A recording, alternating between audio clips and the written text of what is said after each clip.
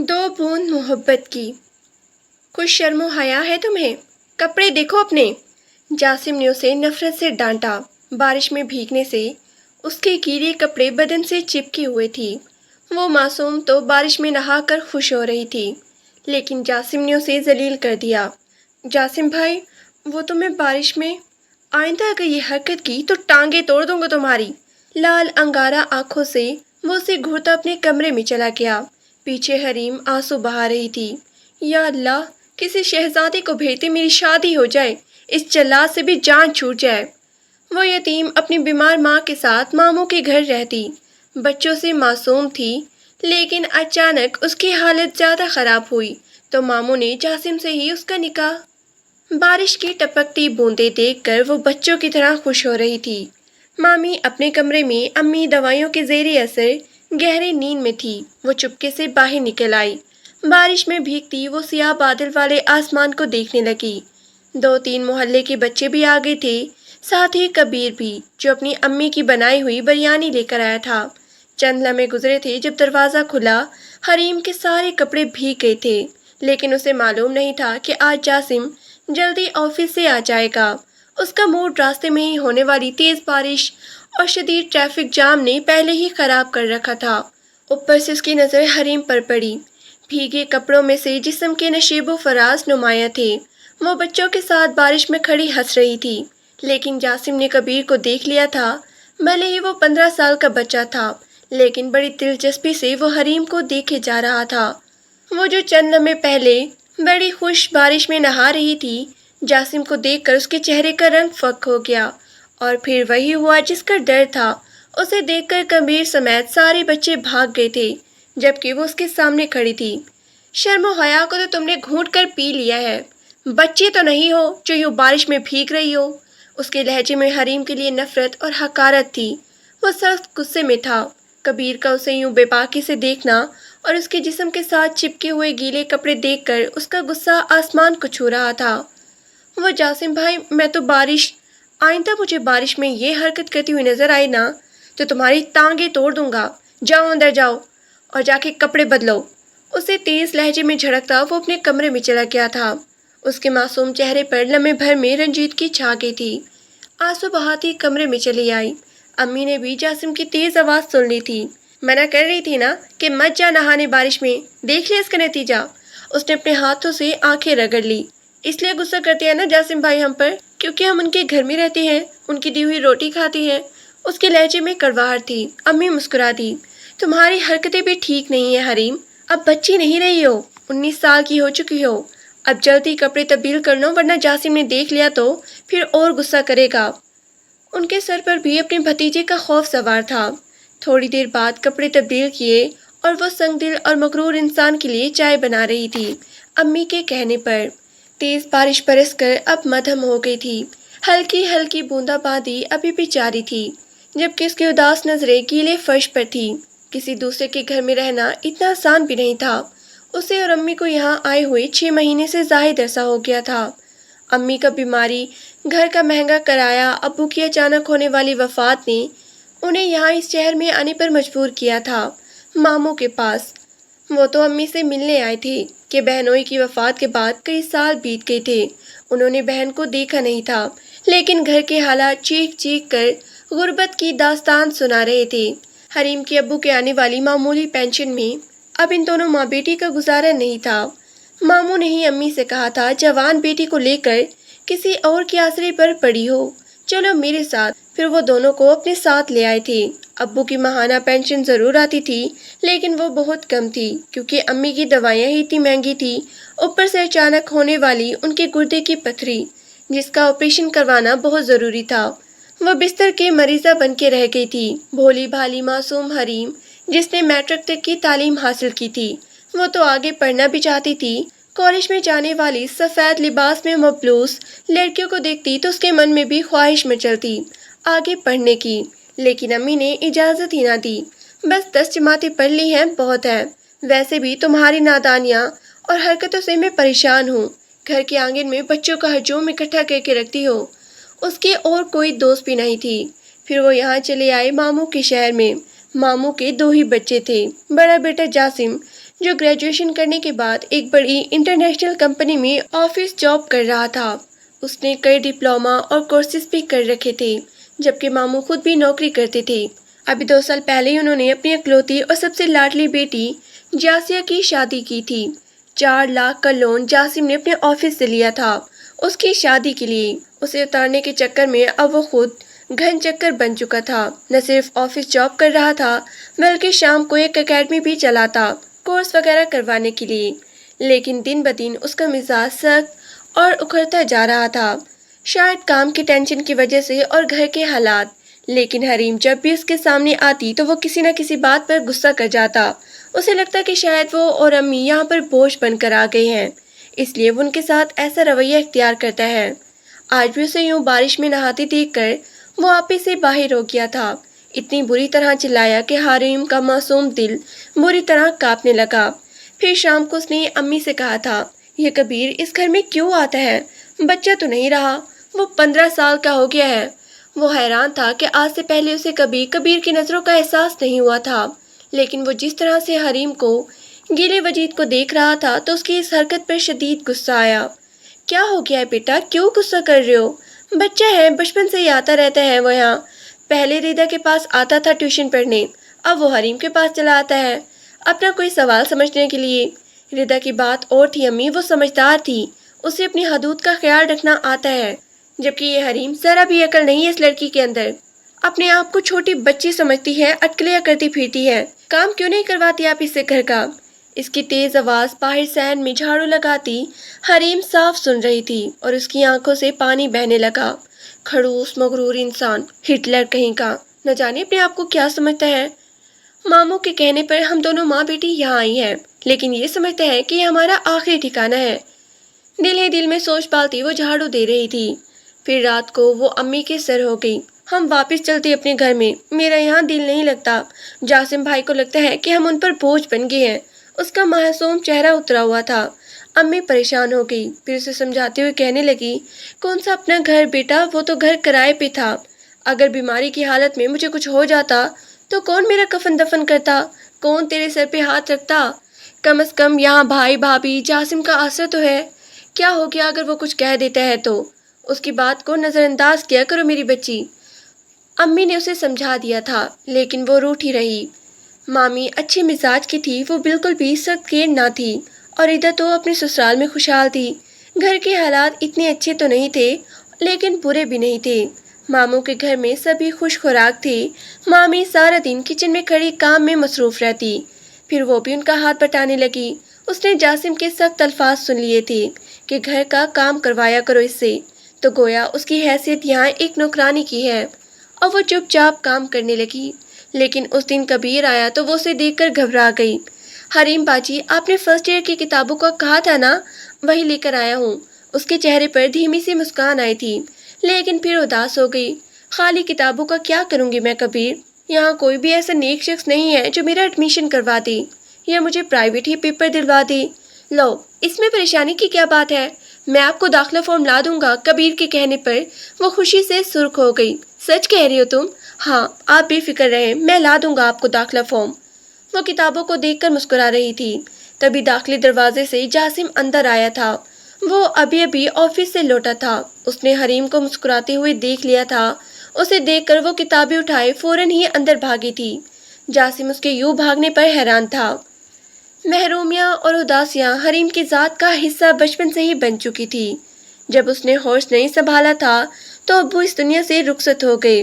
باپ کا پیار اسے نصیب ہی نہیں ہوا تھا۔ پھر ابو کے آنے والی پینشن سے جیسے تیسے امی اسے پال رہی تھی۔ گھر کی چھت اپنی ہوتی تو شاید گزارا کرنا آسان ہوتا، لیکن ہر ماہ جانے والا اچھا خاصا کرایہ ان دونوں ماں بیٹی کے لیے بہت تھا۔ تبھی تو امی نے اسے میٹرک کرتے ہی اسکول سے اٹھوا لیا تھا۔ کالج کی مہنگی تعلیم کے لیے وہ اتنے پیسے کہاں سے لاتی؟ حریم سمجھتی کہ ماموں کے گھر جا کر اس کی زندگی بدل جائے گی، لیکن وہ پہلے سے زیادہ گھٹن اور اداسی کا شکار رہتی۔ ماموں بڑے نرم مزاج اور خاموش طبیعت تھے، تو وہیں مومانی کی عادت بھی اچھی تھی۔ اسے نند اور اس کی بیٹی کا آنا ذرا بھی برا نہیں لگا تھا، بلکہ کھلے دل سے ان کا استقبال کیا تھا۔ اور جاسیہ تھی وہ تو اپنے گھر کی، لیکن جاسم کا مغرور اور سرد رویہ دیکھ کر وہ کمرے سے بھی باہر نہ نکلتی۔ بلکہ جہاں تک ممکن ہوتا اس کے سامنے آنے سے ہی گریز کرتی۔ پہلے کبیر سمیت محلے کے 2-3 بچے اس کے پاس آ جاتے، لیکن اس دن جس طرح جاسم نے انہیں ڈانٹ کر بھگایا تھا اور کبیر کے آنے پر سخت غصہ کیا تھا، تب سے وہ بچوں کو واپس بھیج دیتی۔ اس نے خود اپنے کانوں سے سنا تھا کہ جاسم کو اس کا فارغ بیٹھنا ناپسند ہے۔ وہ چاہتا ہے کہ وہ ہر وقت گھر کا کام کاج کر کے اس گھر کی روٹی حلال کرے۔ تبھی اس نے چپ چاپ کچن کے کام سمیٹنے شروع کر دیے۔ جہاں تک ممکن ہوتا مومانی کی مدد کرتی رہتی۔ روٹی بنانا بھی اس نے سیکھ لی تھی۔ جب تک امی ٹھیک رہی اسے کسی کام کو ہاتھ نہ لگانے دیتی تھی۔ اب ان کی وہ اکلوتی اور لاڈلی اولاد تھی، لیکن یہاں جاسم کا سخت رویہ اس کے لیے پریشانی کا باعث بن رہا تھا۔ اس دن بھی اتوار ہونے کی وجہ سے وہ کچن میں کھڑی برتن دھو رہی تھی جب اچانک جاسیہ اپنے سسرال سے چلی آئی۔ وہ کھڑی برتن دھوتی رہی لیکن کچن کی کھڑکی سے انہیں دیکھ رہی تھی۔ جاسم مسکرا کر اپنی بہن سے باتیں کر رہا تھا تو مامی بھی سسرال سے آئی اپنی بیٹی پر صدقے واری جا رہی تھی۔ یہ محبتیں خوش نصیبیاں ہر ایک کے حصے میں تھوڑی آتی ہیں۔ نہ جانے کیوں اس کی آنکھیں پانی سے بھری جا رہی تھی۔ امی بھی جاسیہ کو محبت سے دیکھ رہی تھی، لیکن وہ ڈھیٹ بن کر کچن میں کھڑی برتن دھوتی رہی۔ ماموں نے اسے آواز دی تھی، حریم بیٹا چائے بنا لو سب کے لیے۔ جی ماموں، یہ کہتے اس نے چائے چولہے پر رکھ دی۔ اس کی نظر ابلتی چائے پر تھی، لیکن اچانک ہی سوچوں کا ارتکاز ٹوٹا تھا جب اس نے جاسم کا بلند و پاک کہکا سنا۔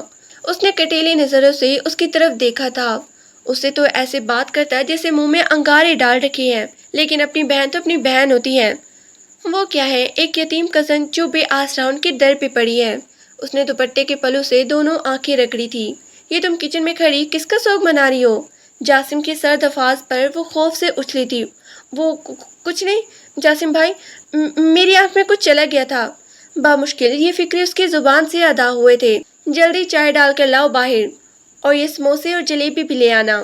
اسے حکم دیتا وہ واپس چلا گیا تھا۔ وہ آسودہ چہرہ لیے چائے ڈالنے لگی۔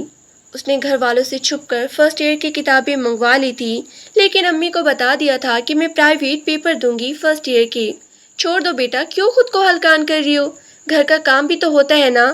نصرت بھابھی کی طبیعت بھی ٹھیک نہیں رہتی، تم پڑھائی کرو گی تو گھر کا کام کون کرے گا؟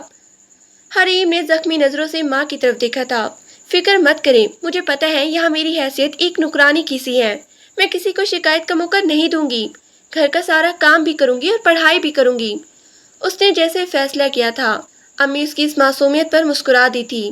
ماموں مامی اس پر جان دیتے تھے، لیکن اسے اس بات کا اندازہ نہیں تھا۔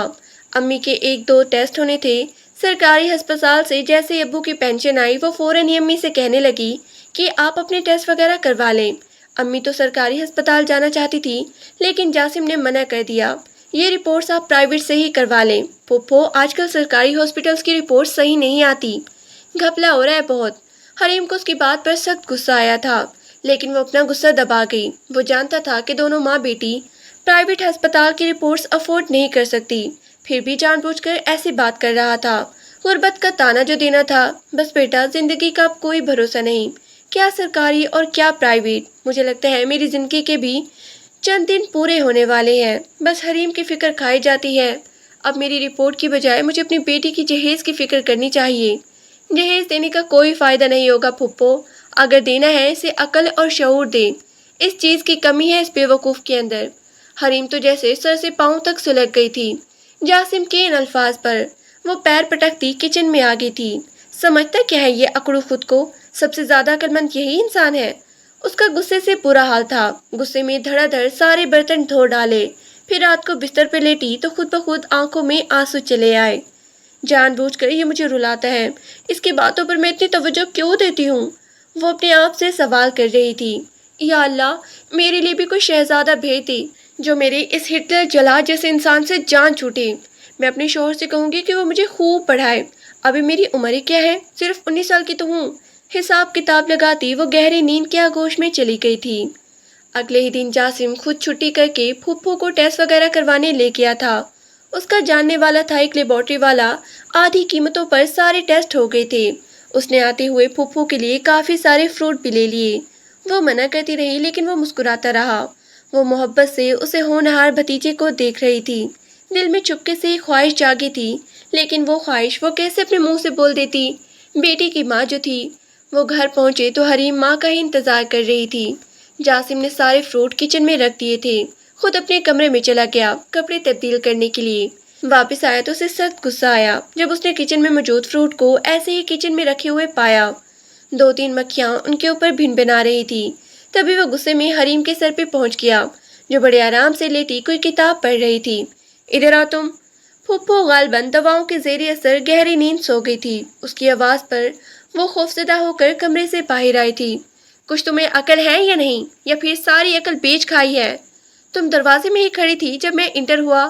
تم نے میرے ہاتھ میں فروٹ دیکھ لیے ہوں گے، لیکن تمہارے اندر اتنی بھی سمجھ نہیں کہ انہیں دھو کر فریج میں رکھ دو۔ کیسی لڑکی ہو تم؟ اس عمر میں بھی لڑکیوں کو بڑی سمجھ ہوتی ہے، ہر کام کا پتہ ہوتا ہے گھر کے، لیکن تم اس سوچ سے نہ بلد ہو۔ وہ اسے لتاڑے بغیر نہ رہ سکا تھا۔ حریم شرمندہ سی ہو گئی، واقعی اسے کوتاہی ہوئی تھی۔ جاسم نے اس کی جھکی پلکوں کو دیکھا، اس کے چہرے پر بلا کی شرمندگی تھی۔ اب وہ چپ چاپ سارے فروٹ دھو کر باسکٹ میں رکھنے لگی تو وہ بھی مزید کچھ کہے بنا گھر سے باہر چلا گیا تھا۔ ہونا کھڑوس کہیں کا، مجھے ذلیل کرنا تو اس کا اولین پیشہ ہے۔ پیچھے وہ بڑبڑاتی رہ گئی تھی۔ کیا ہے امی، کہا بھی تھا میں نے آپ سے کہ اس مہینے ابو کی پینشن آئے گی تو میں 2 جوڑے بنواؤں گی۔ آپ یہ دیکھیں، میرے کپڑے کے سارے رنگ اڑ گئے ہیں اور جگہ جگہ سے پھٹ چکے ہیں۔ 10 جگہ میں نے پیوند لگا کر پہنا ہے انہیں۔ آپ نے وعدہ کیا تھا مجھ سے۔ بیٹا پیسے نہیں بچے، اگلی دفعہ پیسے آئیں گے تو بنوا لینا کپڑے۔ ویسے بھی نصرت بھابی نے کہا ہے کہ جاسیہ کے کئی جوڑے ان کی الماری میں پڑے ہیں، وہ تمہیں دے دیں گی۔ امی نے لاپرواہی سے اسے سمجھایا تھا تو وہ بدک کر پیچھے ہوئی۔ واہ، میں کیوں پہنوں جاسیہ باجی کی اترن؟ آپ تو کہتی تھی کہ میں آپ کی شہزادی پری ہوں، تو شہزادیاں کسی کی اترن نہیں پہنتی۔ اس کی آنکھوں میں نمی تھی، محرومیاں اور اداسیاں اس کی آنکھوں سے بولتی تھی۔ امی اسے دیکھ کر عجیب سے دکھ میں مبتلا ہوئی تھی۔ 10 سال کی تھی جب اس نے باپ کو کھویا تھا۔ یہ خلا کبھی بھی پر نہیں ہو سکتا تھا۔ جاسم رپورٹس دینے ان کے کمرے میں آیا تھا، لیکن حریم کی آواز پر اس کے ہاتھ وہیں رک گئے تھے۔ تو ٹھیک ہے، آپ نے میرے کپڑے نہیں بنوانے تو نہ بنائیں، میں کسی کی اترے نہیں پہنوں گی۔ جاسم نے اس کی ساری باتیں سننی تھی، تبھی ہلکی سی دستک دے کر وہ کمرے میں آیا تھا اور حریم اسے دیکھ کر یوں ڈر کے اٹھی جیسے بھوت دیکھ لیا ہو۔ پھپھو، یہ آپ کی رپورٹس آ گئی ہیں، کل ڈاکٹر کے چلیے گا میرے ساتھ۔ اس کے چہرے پر پریشانی تھی، ان کی رپورٹس بالکل بھی ٹھیک نہیں آئی تھی۔ جاسم کو امی سے بات کرتے ہوئے دیکھ کر وہ فوراً ہی کمرے سے نکل کر کچن میں آ گئی اور بکھرا کچن سمیٹنے لگی۔ سوچ میں مبتلا جیسے ہی پلٹی تو حیران رہ گئی۔ وہ کچن کے دروازے میں کھڑا اسے گھور رہا تھا۔ کچھ خیال بھی ہے تمہیں اپنی ماں کی طبیعت کا؟ اتنی بیمار ہے وہ، اپنی بیماری سے عاجز، اور تم ان سے کپڑے کی فرمائش کر رہی ہو۔ جس چیز کی بھی ضرورت ہو مجھ سے یا ابو سے کہہ سکتی ہو، انہیں پریشان کرنے کی کیا ضرورت ہے؟ وہ اسے ڈانٹنے لگا۔ لہجہ حریم کو بہت ہی کڑوا لگ رہا تھا۔ اس کی آنکھیں بھر آئی۔ باپ تو تھا ہی نہیں، ماں سے بھی فرمائشیں نہ کرے تو پھر کس سے کرے گی، اور خاموش رہی۔ جاسم نے اس کے رنگ اڑے بوسیدہ کپڑوں کو دیکھا تھا، کہے تو وہ ٹھیک رہی تھی، پھر بھی اسے سمجھاتے ہوئے کہنے لگا، رپورٹ بالکل بھی ٹھیک نہیں آئی ہے پھپھو کی، میں اس بات پہ پریشان ہوں۔ کل پھر انہیں ہاسپٹل لے کر جانا ہوگا، ڈاکٹر کے پاس۔ حریم کا دل دھک سے رہ گیا تھا۔ کیا ہو گیا امی کو؟ کیا ہوا ہے انہیں؟ وہ ایک دم ہی رونی جیسی ہو گئی تھی، آنسو بھری آنکھیں جاسم میں حیرت سے دیکھی تھی، پھر کچھ کہے بنا پلٹ گیا۔ وہ ایک دم ہی اس کے سامنے آئی تھی۔ آپ کو قسم ہے جاسم بھائی، مجھے سچ سچ بتائیں، امی کو کیا ہوا ہے؟ کہ ان کو کوئی بیماری ہے؟ کہ ان کی رپورٹ کیوں نہیں ٹھیک؟ کیا وہ بہت ہی زیادہ بیمار ہے؟ وہ ایک دم ہی گھبرا گئی تھی۔ ماں کے سوا کوئی دوسرا سہارا بھی اسے نظر نہیں آتا تھا۔ جاسم نے گہری سانس لی تھی۔ شاید اندرونی بیماری کئی سالوں سے اندر اندر اسے کھا رہی تھی، لیکن خیر، یہ ڈاکٹر ہی ٹھیک طرح سے بتا سکیں گے۔ تم پریشان مت ہو، اتنے نرم لہجے میں کہا کہ وہ حیرت سے اسے دیکھتی رہ گئی، لیکن پھر بھاگتی ہوئی امی کے پاس آئی تھی، ایک دم ہی ان کے سینے سے جا لگی۔ امی بھی حیران تھی کہ کیا ہوا، کیا جاسم نے تمہیں ڈانٹا ہے؟ امی، آپ مجھے کبھی چھوڑ کے مت جانا، میں آپ کو کبھی کسی تکلیف میں برداشت نہیں کر پاؤں گی، مجھے چھوڑ کر تو نہیں جائیں گی نا؟ وہ ایک دم ہی جذباتی ہو گئی تھی۔ امی مسکراتی، بیماری اور صحت دینے والا خدا کی ذات ہے، آج بیمار ہوں کل ٹھیک بھی ہو جاؤں گی، تم کیوں پریشان ہوتی ہو؟ امی نے اسے اپنے سینے سے لگا لیا تھا۔ ماں کے سینے سے لگ کر وہ بہت ہی سکون محسوس کر رہی تھی۔ پھر چپ چاپ روتی ہوئی آنسو بہانے لگی۔ گھر کا سارا کام کاج کر کے وہ اوپر چھت پہ چلی جاتی، فرسٹ ایئر کی کتابیں کھول کر بیٹھ جاتی، تھوڑا بہت پڑھ لیتی۔ آج وہ چھت کے کونے میں بیٹھی پڑھائی کر رہی تھی جب جاسم بھی چھت پہ چلا آیا۔ وہ اپنے کبوتروں کو دیکھنے آیا تھا۔ اسے دیکھ کر حریم بری طرح گھبرا گئی تھی۔ اس نے اپنی کتابیں، اپنی پڑھائی کا تذکرہ کسی کے سامنے نہیں کیا تھا، اس لیے چپ چاپ جلدی سے دوپٹے کی اوٹ میں کتابیں چھپا کر نیچے جانے لگی۔ وہ حیرت سے اسے دیکھ رہا تھا۔ کیا کر رہی ہو تم چھت پر؟ سخت لہجے میں پوچھتا وہ اس پر کانپنے پر مجبور کر گیا تھا۔ نہ جانے کیوں اسے دیکھ کر وہ بری طرح گھبرا جاتی تھی۔ کچھ نہیں، بس ایسے ہی۔ گھبراہٹ میں ساری کتابیں زمین پر گر گئی تھی۔ وہ جلدی جلدی انہیں اٹھانے لگی۔ جاسم حیران تھا، فرسٹ ایئر کی کتابیں تھیں۔ کیا تم پڑھائی کر رہی تھی یہاں چھت پر؟ جی وہ کسی نے لا کر دی تھی کتابیں، وہ کبیر سے منگوائی تھی میں نے، اس نے پرانی کتابیں لا کر دی تھی مجھے۔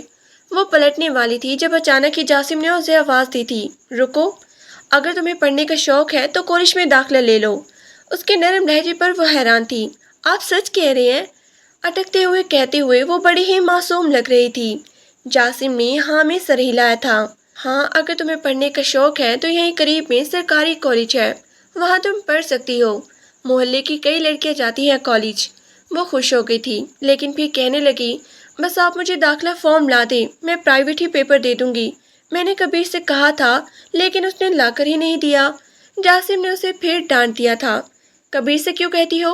وہ تمہارا رشتہ دار ہے کیا؟ جو بھی کام ہو مجھ سے یا ابو سے کہا کرو۔ اس کے کہنے پر اس نے سر ہلا دیا تھا، لیکن دل میں خوش تھی۔ پھر وہ خوشی خوشی امی کے پاس آئی تھی۔ آج تو آپ کے اس کھڑوس بھتیجے نے مجھے کہا کہ میں کالج میں پڑھ سکتی ہوں، چاہو تو داخلہ بھی لے لوں، وہ اترا کے بتا رہی تھی۔ امی مسکرا دی۔ ایسے ہی تو میں نہیں کہتی تھی کہ جاسم دل کا بہت ہی اچھا ہے، بالکل بھائی جیسا ہے عادت اخلاق میں۔ لیکن بیٹا چھوڑو، تم کالج میں داخلہ لے کے کیا کرو گی؟ دیکھو بھابھی کی طبیعت بھی ٹھیک نہیں رہتی، ادھر میں بھی بیمار ہوں۔ اگر تم کالج جاؤ گی تو پھر گھر کا کام کون کرے گا؟ ابھی تم نے ہی پورا گھر سنبھال کے رکھنا ہے۔ کتنی مدد کر دیتی ہو ندرت بھابھی کی، ان سے کھانا بنانا بھی اچھی طرح سیکھ لو، آخر کو تمہیں یہ سب کرنا ہے۔ امی کی بات پر وہ حیران تھی۔ کیا مطلب آپ کا، میں یہ سب کرنا ہے؟ کیا میں ساری زندگی ان کے کھانے بناتی رہوں گی؟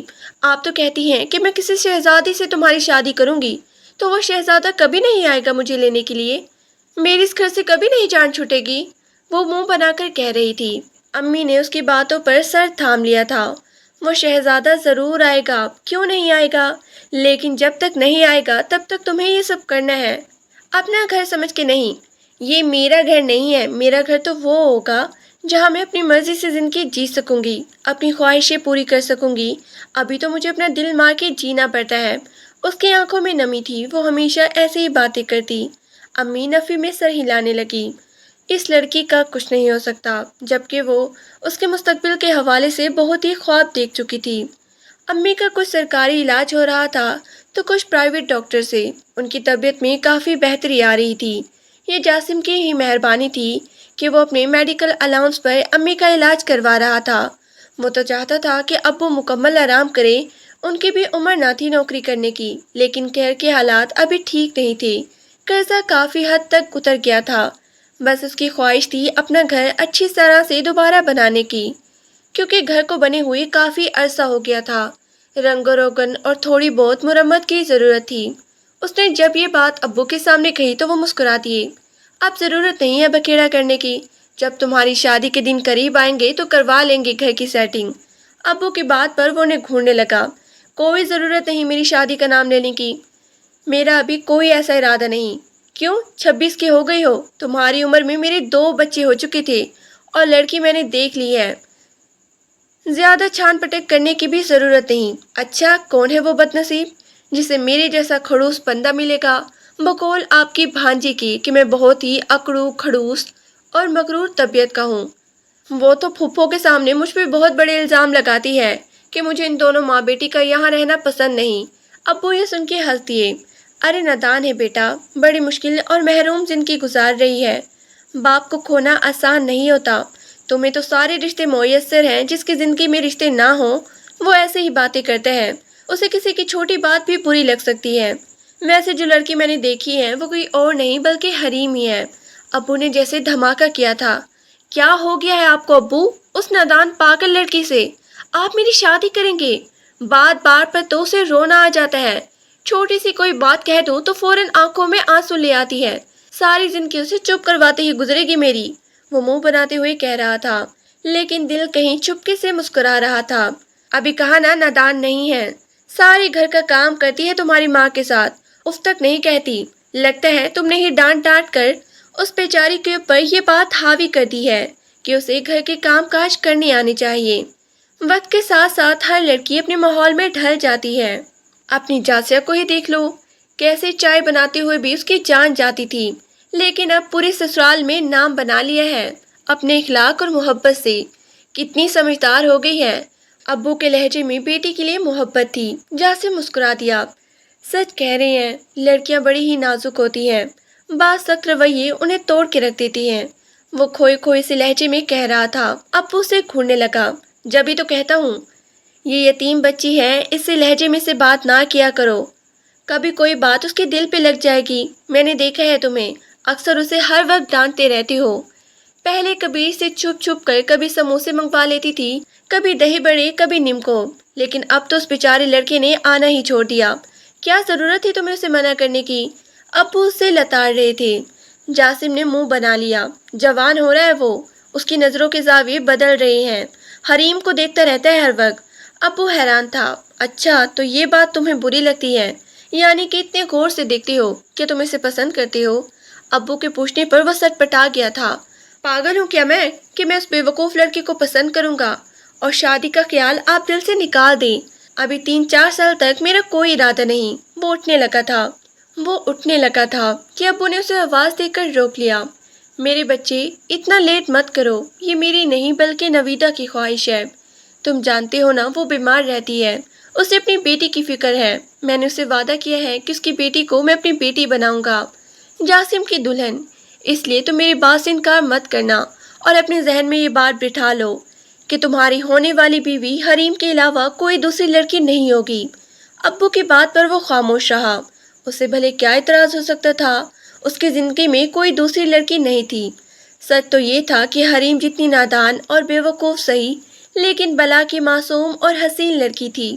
ابو کے کہنے پر وہ بہت کچھ سوچنے پر مجبور ہوا تھا۔ پہلے کبھی اس نظر سے اسے دیکھا نہیں تھا، لیکن اب نہ جانے کیوں من ہی من میں وہ مسکرا رہا تھا۔ رمضان آیا تو گھر کا کام کاج بھی بڑھ گیا۔ امی بیماری کی وجہ سے روزے نہیں رکھ رہی تھی، لیکن جاسم، ماموں، مامی اور وہ بھی پابندی سے روزے رکھ رہے تھے۔ اس دن ابو نے جو بات کہی تو وہ ان دونوں باپ بیٹی کے درمیان ہوئی تھی، لیکن جاسم نے نوٹ کیا تھا سچ میں ہی حریم کے اندر اچھی خاصی تبدیلی آ گئی تھی۔ پہلے وہ بچوں کے ساتھ اٹکلیاں کرتی، ان کے مزاج میں ڈھل جاتی، لیکن اب اس کے چہرے پر سنجیدگی رہنے لگی تھی۔ کبھی کچن میں کھڑی کام کر رہی ہوتی تو کبھی گھر کی صفائی ستھرائی، کبھی امی کے ساتھ کپڑے دھلوا رہی ہوتی۔ بس اس کی یہی روٹین تھی، لیکن جہاں کہیں بھی جاسم کو دیکھتی تو وہ فوراً ادھر ادھر ہو جاتی۔ وہ حیران تھا کہ اب تو اس نے اس کے ساتھ یہ رویہ اختیار کرنا بھی چھوڑ دیا تھا۔ لیکن ایک دن پھپھو کے کمرے میں جاتے ہوئے اس کی آواز آئی تھی، آپ نے میری شادی کرنی ہے نا؟ کسی ایسے انسان سے کرنا جو بہت ہی خیال رکھنے والا، بہت نرم مزاج اور پیار کرنے والا انسان ہو۔ میں آرام سے رانی بن کے اس کے گھر میں راج کروں گی، نہ وہاں کھانا پکانا پڑے گا، نہ صفائی کرنی، نہ ہی کپڑے دھونے، کام کرنے والی ماں سی آئے گی اور میں مزے سے سارا دن آرام کروں گی۔ وہ مستقبل کے خواب دیکھ رہی تھی، جبکہ وہ دل محسوس کر کے رہ گیا۔ ہر لڑکی کی طرح اس کی بھی بڑی بڑی خواہشیں تھیں۔ دستک دیتا اس کا ہاتھ رک گیا تھا۔ شاید وہ اسے دل سے ناپسند کرتی تھی، تبھی تو وہ اسے دیکھ کر ادھر ادھر ہو جاتی تھی۔ اس دن بھی مامی نے جاسیہ اور اس کی سسرال والوں کی بڑی دعوت کی تھی، کیونکہ 20واں رمضان تھا۔ وہ سخت گرمی میں کھڑی افطاری تیار کر رہی تھی۔ اس کا چہرہ سرخ ہو رہا تھا، روزے کی حالت میں اس کی شکل دیکھنے والی تھی۔ جاسم نے اسے زیادہ چیزیں بنانے سے منع کر دیا تھا۔ رہنے دو، کیوں روزے میں خود کو پریشان کر رہی ہو، میں باہر سے لے آؤں گا سارا سامان۔ اسے کہتے ہی وہ باہر چلا گیا تھا۔ حریم خوش ہو گئی تھی، ویسے اس کی ہمت نہیں ہو رہی تھی اتنے سارے پکوان تیار کرنے کی، لیکن دعوت بہت ہی اچھی رہی تھی۔ پھر چاند رات کو وہ جاسیہ کی عید دینے جا رہا تھا، جو مامی نے 10 دن پہلے ہی تیار کر لی تھی۔ وہ موٹر سائیکل پر جا رہا تھا، جب مامی کہنے لگی، ایسا کرو حریم کو بھی اپنے ساتھ لے جاؤ، اچھا ہے یہ بھی جاسیہ کا سسرال دیکھ لے گی، ایک دفعہ بھی نہیں گئی ہے اس کے گھر۔ امی اور ماموں کے کہنے پر وہ تیار ہو گئی تھی، لیکن اس سے بہت ہی عجیب لگ رہا تھا جاسم کے پیچھے بیٹھ کر جانا۔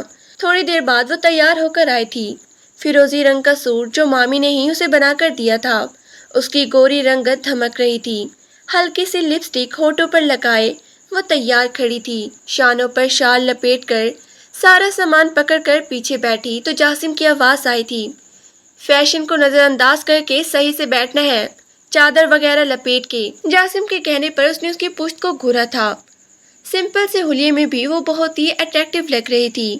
پونے گھنٹے کے بعد کہیں جا کر جاسیہ کا سسرال آیا تھا، پہلے ہی جاسم نے فون کر کے اسے بتا دیا تھا کہ حریم اور وہ اس کی عیدی دینے آ رہے ہیں، تبھی تو اس کی نگاہیں بار بار دروازے پر جا رہی تھی۔ جیسے ہی بھائی کو دیکھا تو وہ خوشی سے اس کے سینے سے جا لگی، پھر حریم کو بھی گلے سے لگا لیا۔ وہ پہلی بار اس کے سسرال آئی تھی، اس لیے اسے بہت ہی عجیب محسوس ہو رہا تھا۔ اس کی دو نندیں بھی تھی اور ساس بھی۔ یاسم تو ڈرائنگ روم میں بیٹھ گیا تھا، لیکن وہ اس کے ساتھ لاؤنج میں بیٹھی تھی، وہ حیران رہ گئی۔ جاسیہ کا سسرال بہت ہی اچھا اور بہت ہی بڑا گھر تھا، ٹائلز ماربل والا خوبصورت لاؤنج، 3-4 کمرے تھے۔ یہ گھر نہیں بلکہ بنگلہ تھا۔ ماموں نے اپنی بیٹی کو تو محل میں بھیج دیا ہے۔ سچ میں جاسیہ کی قسمت بہت ہی اچھی ہے۔ جاسیہ آپی، آپ کا گھر تو بہت ہی خوبصورت ہے۔ وہ معصومیت سے تعریف کر رہی تھی تو وہ مسکرا دی۔ ہاں بس یہ سب تمہارے بھائی کی محنت کا نتیجہ ہے۔ وہ اپنے شوہر کا نام لے رہی تھی، پھر اپنی نندوں سے اس کا تعارف کروانے لگی۔ یہ میری پھوپھو کی بیٹی ہے حریم، اور میری مستقبل میں ہونے والی بھابھی بھی۔ حریم کے ہوش اڑ گئے تھے، اس کی بات سن کر اس کی آنکھیں پھٹی کی پھٹی رہ گئی۔ جاسیہ نے یہ کیا کہا؟ اس کی نندیں مسکرانے لگی۔ بھابھی تو آپ نے چاند جیسی ڈھونڈی ہے اپنے بھائی کے لیے، بہت ہی پیارے ہیں یہ ماشاءاللہ۔ اس کے ساتھ تعریف بھی کی، جبکہ وہ حیرت سے دنگ رہ گئی تھی۔ تھوڑی دیر بعد جاسیہ نے ڈائننگ ٹیبل پر کھانا لگا دیا تھا۔ وہ مارے شرم کے زیادہ کھانا بھی نہ کھا سکی تھی۔ اسے بہت ہی عجیب لگ رہا تھا جاسیہ کی بات، ابھی تک اس کے ہوش کھوئے ہوئے تھے۔ آخر جاسیہ آپی نے اسے ایسے کیوں کہا؟ کھانا کھا کر چائے پی کر وہ دونوں واپسی کے لیے چل پڑے تھے۔ آتے ہوئے اس کے پاس ڈھیروں سامان تھا، لیکن اب وہ خالی ہاتھ اس کے پیچھے موٹر سائیکل پر بیٹھی تھی۔ لیکن اس بات کا اثر تھا کہ اس کے شانے پر ہاتھ رکھے ہوئے بھی عجیب سا محسوس کر رہی تھی۔ جھٹکا لگا تو اچانک اس نے دونوں ہاتھوں سے اس کے کندھے کو جکڑ لیا۔ جاسیہ کی بات پر اسے بہت ہی غصہ آ رہا تھا کہ اس نے اسے بھابھی کیوں کہا۔ وہ اس کھڑوس انسان سے شادی کرے گی؟ کبھی نہیں۔ اس کی زندگی میں اتنی سخت مزاج آنے والے انسان کی کوئی جگہ نہیں، جو بات بھی ایسے کرتا ہے جیسے لاٹھی مار رہا ہو۔ اگر ایسی کوئی بات ہوئی تو وہ صاف انکار کر دے گی۔ نہ جانے اس کے ذہن میں کیا کھچڑی پک رہی تھی، جبکہ جاسم اس سے بے خبر اس سے نرمی سے کہنے لگا، آئس کریم کھاؤ گی حریم؟ آج اس کے لہجے میں بلا کی نرماہٹ تھی، لیکن حریم نے صاف انکار کر دیا۔ نہیں جاسم بھائی، میرا دل نہیں چاہ رہا۔ اس کے لہجے میں بیزاری تھی تو وہ بھی خاموش ہو گیا۔ اچھا، تیری اتنی نخرے ہو گئی ہیں؟ کیا کمی ہے میرے بھتیجے میں؟ چاند جیسی شکل ہے اور مزاج بھی، اس کے لیے لڑکیوں کی کمی نہیں ہے۔ یہ تو بھائی کا احسان ہے جو انہوں نے تجھ جیسی نادان اور بے وقوف لڑکی کو اپنی بہو بنانے کا فیصلہ کیا ہے، وہ بھی صرف میری خواہش پر۔ امی نے اسے ڈانٹ دیا تھا۔ اچھا میں بوجھ ہوں آپ پر؟ میرے اندر کوئی خوبی نہیں ہے تو پھر کیوں اپنے چاند جیسے بھتیجے سے میری شادی کر دی ہے؟ وہ مجھے بالکل بھی پسند نہیں ہے، ہر وقت منہ میں انگارے لے کر بیٹھے رہتے ہیں، کیسے گزاروں گی میں پوری زندگی ان کے ساتھ؟ اسے سخت غصہ آ رہا تھا۔ امی مسکرا دی۔ ابھی میاں بیوی والا کوئی رشتہ نہیں ہے، اس لیے وہ اتنے سخت لہجے میں تم سے بات کرتا ہے۔ جب رشتہ بدل جاتا ہے تو لہجے بھی بدل جاتے ہیں۔ امی نے گہری بات کہی تھی، پھر غمزدہ لہجے میں کہنے لگی، کیا حالت تھی میری جب میں اس گھر میں آئی تھی، لیکن اب دیکھو، جاسم اپنی محنت اپنی محبت سے مجھے ڈاکٹر کے پاس لے جا جا کر اس قابل بنایا کہ تمہارے سامنے بیٹھی ہوں۔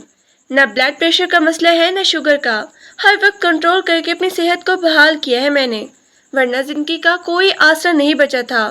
اب بھی تم زیادہ نخرے نہ کرو۔ یہ بات میری بائی نے سن لی تو کیا گزرے گی ان کے دل پر۔ امی نے اسے خاموش کروا لیا تھا، لیکن وہ حیران رہ گئی۔ جب چاند رات کو عید کے 10 دن بعد ان دونوں کا نکاح طے ہو گیا تھا، یہ فیصلہ ماموں اور امی نے مل کر کیا تھا۔ وہ بہت دکھی دکھائی دے رہی تھی، لیکن جب مامی نے اسے اپنے قریب بلایا تو اس کے قدم من من کے ہو رہے تھے۔ جاسم قریب ہی کرسی پر بیٹھا بظاہر موبائل میں مصروف لگ رہا تھا، لیکن نگاہیں اس معصوم لڑکی پہ تھی جس کا چہرہ سرخ ہو رہا تھا، نہ جانے غصے میں یا پھر شرم سے۔ وہ سمجھ نہ سکا۔ تم لوگ تو 6 مہینوں سے منصوبے بنا کر بیٹھے ہو، لیکن اس بیچاری بھولی بھالی لڑکی کو تو کوئی بتا دے کہ تم بہن بھائیوں کے دل میں کیا کھچڑی پکڑی ہے۔ نصرت مامی ہنستے ہوئے کہہ رہی تھی۔ امی مسکراتی۔ اسے بھلے کیا اعتراض ہوگا میرے فیصلے پر اور اپنے ماموں کے فیصلے پر؟ اس کی تو خوش نصیبی ہے کہ ساری زندگی اپنے ماموں کے گھر میں رہے گی، کہیں دور بھی نہیں جانا پڑے گا۔ عید کے 10 دن بعد نکاح ہونا قرار پایا تھا۔ جاسم چپکے سے اٹھ کر باہر چلا گیا تھا، لیکن وہ کمرے میں آ کر رو رہی تھی، رگڑ رگڑ کر آنکھیں صاف کر ڈالی۔ کیا ملے گا مجھے اس کھڑوس سے شادی کر کے؟ ساری زندگی معمولی معمولی باتوں پر مجھے ڈانٹتا رہے گا۔ اسے یہی خدشہ کھائے جا رہا تھا۔ پہلے تو وہ کبھی کبھار اس کے سامنے آ جاتی تھی، لیکن اب تو جیسے گھر سے غائب سی ہو گئی۔ جاسم جانتا تھا کہ ایسا کیوں کر رہی ہے۔ ظاہر ہے چند دنوں بعد ان دونوں کی شادی ہونے والی تھی، بالکل سادگی کے ساتھ، لیکن مامی نے اس کے ڈھیر سارے کپڑے اور دیگر سامان اکٹھا کر لیا تھا۔ امی ان کی شکر گزار تھی۔ وہ عام بھابھی جیسے ثابت نہ ہوئی تھی۔ نکاح سے 2 دن پہلے جاسیہ اپنے سسرال سے یہاں آ گئی تھی شادی کی تیاریاں کرنے۔ سادگی سے ہو رہی تھی، لیکن پھر بھی کچھ تیاریاں تو کرنی تھی۔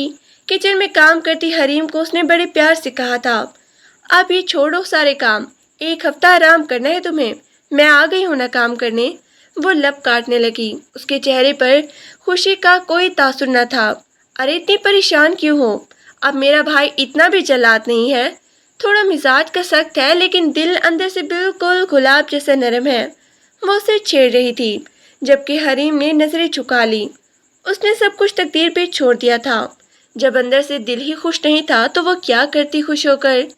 پھر جاسیہ نے خوبصورت مہندی لگانے والی لڑکی کو بلا لیا، جس نے حریم کے سفید ہاتھوں پر مہندی سے ڈیزائن سجا دیے تھے۔ مہندی کی خوشبو پورے گھر میں پھیل گئی تھی۔ ایک رونق چہل پہل سی ہو گئی تھی، جبکہ اس کا دل بری طرح سے دھڑک رہا تھا۔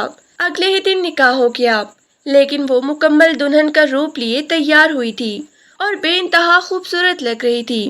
جو بھی اسے دیکھتا رہ جاتا۔ امی بھی اسے دیکھ دیکھ کر آنسو بہا رہی تھی۔ وہ خود اپنے آپ کو یاد کر کے رونے لگی، لیکن ماموں نے بڑے پیار سے اس کے سر پہ ہاتھ رکھا تھا۔ پھر اس نے سب کچھ خدا پہ چھوڑ کر نکاح نامے پر سائن کر دیے۔ اس کی بھی کیا رخصتی تھی، ایک کمرے سے دوسرے کمرے میں آئی تھی، لیکن اس کمرے کو دیکھ کر حیران رہ گئی۔ خوبصورت فرنیچر، نئے پردے اور سرخ گلاب چاروں طرف سجائے گئے تھے۔ دھک دھک کرتے ہوئے دل کے ساتھ وہ اس کمرے میں بیٹھی تھی۔ جاسیہ اسے یہاں بٹھا کر گئی تھی۔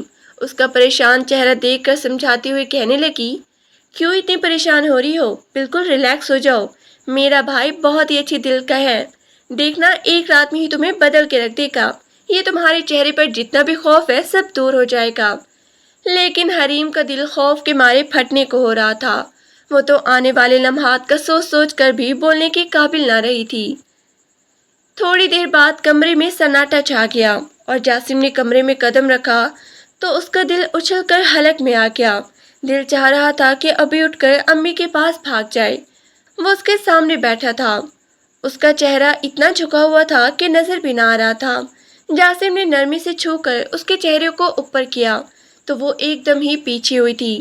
اس کا یوں گھبرانا جاسم نے نوٹ کر لیا تھا۔ وہ مسکرا دیا۔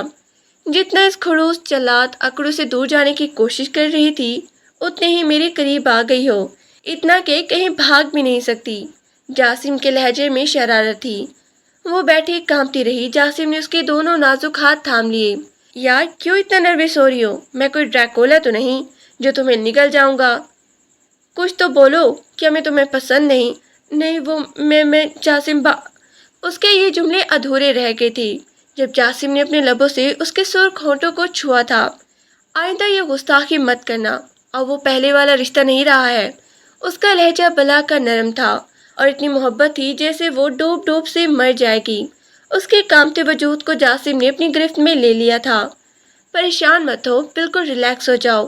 آج کی رات میں صرف تم سے تمہارا ڈر دور کروں گا۔ جتنا بھی خوف میرے حوالے سے تمہارے دل میں موجود ہے، مجھے نہیں لگتا کہ میرے نرم رویے کے بعد بھی میرے بارے میں کچھ برا سوچو گی۔ وہ سنجیدگی سے کہہ رہا تھا۔ پھر اس نے وہ انگوٹھی حریم کی انگلی میں ڈال دی۔ جبکہ اس کے ایک لمس پر ہی حریم کی بولتی بند ہو گئی تھی۔ جاسم بڑے نرم اور میٹھی لہجے میں اس سے بات کر رہا تھا۔ رشتے بدل گئے تھے تو لہجے میں بھی خوبصورتی نمایاں تھی۔ بلا کی حسین سرخ جوڑے میں وہ جیسے انگارہ لگ رہی تھی۔